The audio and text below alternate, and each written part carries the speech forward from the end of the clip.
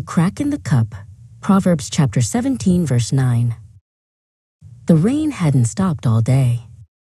It whispered against the windows of the tiny cafe where Mia sat, a place that usually felt like a warm hug, but today felt vast and empty.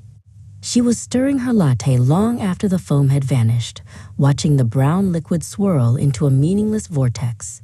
The familiar scent of coffee and steamed milk did little to soothe the knot in her stomach.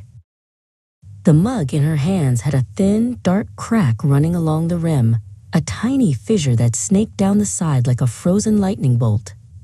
It was one of those imperfections that a careful barista would have discarded long ago, a flaw that made it less than perfect, a risk. Still, it held the coffee, mostly.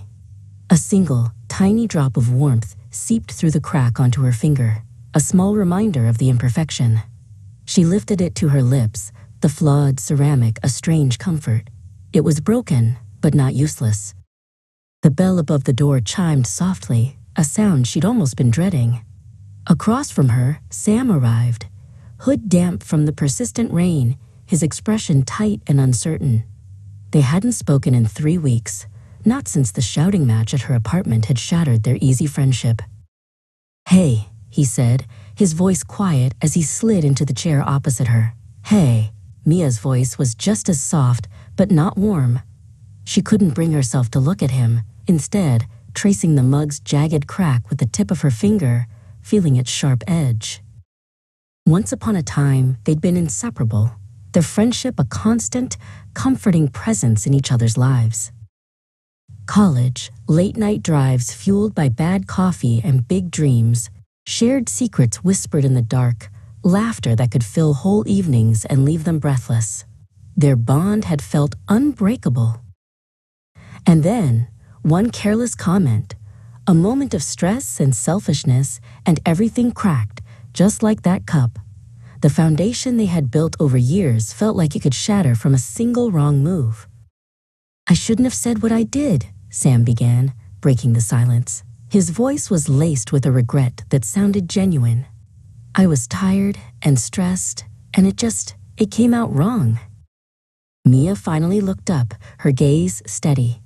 "It wasn't just what you said, Sam. It felt like you meant it. You called me selfish for not dropping everything to help with your project, even though I told you I had my own impossible deadline." He winced, the memory clearly painful.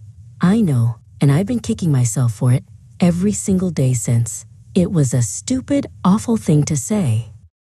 Mia leaned back in her chair, crossing her arms as a shield. "Words don't get unsaid, you know? They just hang there."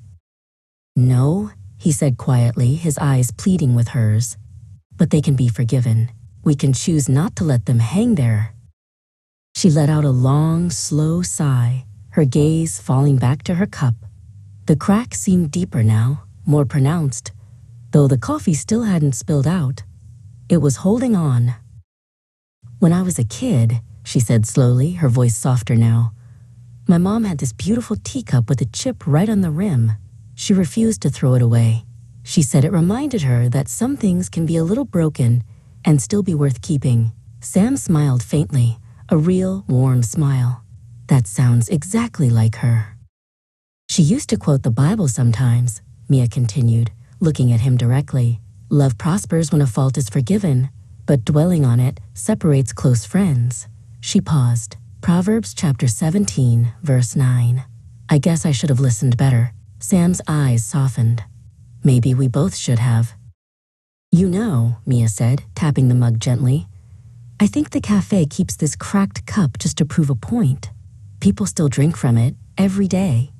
It still works." Sam let out a laugh, the first real, unguarded laugh in weeks. "So what are you saying? We're the cracked cup?" "Something like that," Mia chuckled, a genuine smile finally reaching her eyes. Sam's smile faded into sincerity. "I don't want to lose what we have, Mia. I'll fix what I can. Just don't throw me away over one bad moment." She met his eyes. The hurt was still there, a faint echo, but it didn't sting so sharply now. "I won't," she said. "Let's just not keep picking at the crack." Outside, The last of the rain stopped. Inside, the coffee cooled, but the air between them warmed, two friends confirming once again the old proverb: love prospers when a fault is forgiven.